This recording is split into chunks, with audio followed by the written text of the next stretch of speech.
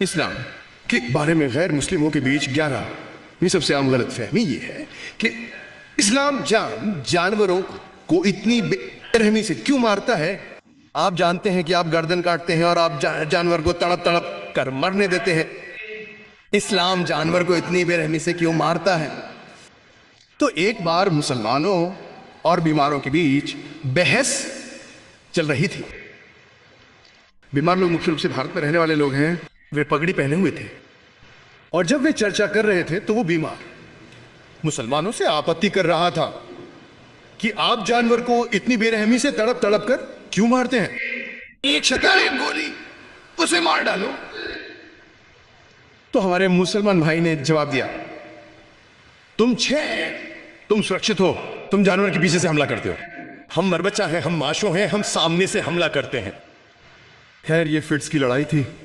मुसलमान चाहे वो कुछ भी सोचे, इसकी वजह ये नहीं है कि जब आप एक ज़ेके देते हैं तो आप पीछे से हमला करते हैं। जानवर आपको हमला करते हुए नहीं देख सकता। हम माशो MK हैं, हम माशो हैं, हम सामने से हमला करते हैं। ये उनका तर्क था, हालांकि ये सही तर्क नहीं है। आइए आज विश्लेषण करते हैं कि इस्लाम में ज़बिया को ज़बह करने की इस्लामी व्यवस्था क्या है, सही है या नहीं। इसे ज़बिया कहा जाता है। ज़कूम शब्द ज़का से बना है जिसका अर्थ है शुद्ध करना। और इस्लाम में जब हम ज़बी करते हैं, जब हम ज़बह करते हैं तो कुछ इस्लामी बिंदुओं पर ध्यान देना होता है। जब हम एक जानवर को ज़बह करते हैं तो आपको दूसरे जानवर के सामने ज़बह नहीं करना चाहिए। ऐसा करने में ऐसा लगता है जैसे आप उसे 2 बार मारे।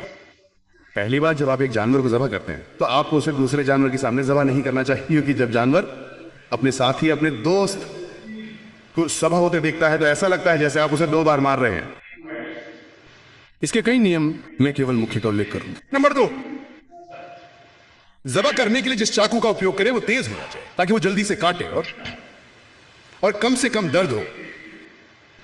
नंबर 3, जब आप काटते हैं तो रीढ़ की हड्डी को नुकसान पहुंचाए बिना गले, श्वास नली और गर्दन की नसों को काटें।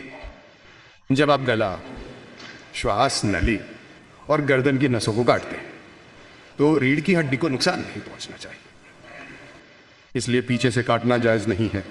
रीढ़ की हड्डी को नुकसान पहुंचता है। इसका कारण यह है कि जब आप रीढ़ की हड्डी को नुकसान पहुंचाते हैं तो हृदय गति रुक जाती है और हृदय तुरंत रुक जाता है। जब हम गला, श्वास नली और गर्दन की नसों को काटते हैं तो हृदय वहां पंपिंग करता है और रक्त शरीर से बाहर निकल जाता है। कुछ ही मिनटों में हृदय लगातार पंपिंग करता है और रक्त शरीर से बाहर निकल जाता है। इस्लाम में हमें शरीर से रक्त को बाहर निकलने देना चाहिए, क्योंकि रक्त कीटाणुओं, जीवाणुओं और विषाक्त पदार्थों का एक अच्छा माध्यम है जिनमें बहुत सारी बीमारियां होती हैं। इसलिए हम रक्त को बाहर निकलने देते हैं ताकि जब हम मांस खाते हैं तो हमें बीमारी होने की संभावना ना हो। ये एक वैज्ञानिक तरीका है। ज़बियता कि कुडून या नजर अनशानतन काटे गए मुर्गे का मांस भी ज़बियानता ताज़ा रहता है। इस्लामी तरीके से काटे गए मुर्गे, बकरे और बीफ का मांस भी ज़्यादा समय तक ताज़ा रहता है, क्योंकि खून बह जाता है। या वैज्ञानिक और कई लोगों को गलतफहमी है कि इस्लाम में जब हम ज़बीहा करते हैं तो जानवर ज़बह करते समय दर्द की वजह से लात मारता है। नहीं, जब हम ज़बह कर दें और गला, श्वास नली और गर्दन की नसों को काटते हैं तो हम दिमाग तक जाने वाली नस तो भी काट देते हैं जो दर्द का एहसास कराती है। तो जब हम दिमाग तक जाने वाली नस को काटते हैं जो दर्द का एहसास कराती है तो जानवर को दर्द नहीं होता। यह सफाई का एक मानवीय तरीका है। जानवर सूख जाता है और लात मारता है। मांसपेशियों में खून की कमी की वजह से मांसपेशियां ज्यादा खून पाने के लिए सिकुड़ती और ढीली होती हैं। तो जब ये सिकुड़ती और ढीली होती है तो ये सूख रहा होता है, ये लात मार रहा होता है।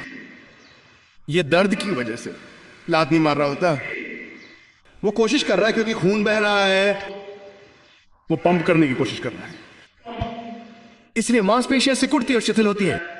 जानवर लात मार है और हिलता है दर्द के कारण नहीं, बल्कि शरीर से बहते खून के कारण। इसलिए इस्लामी तरीका सबसे मानवीय तरीका है।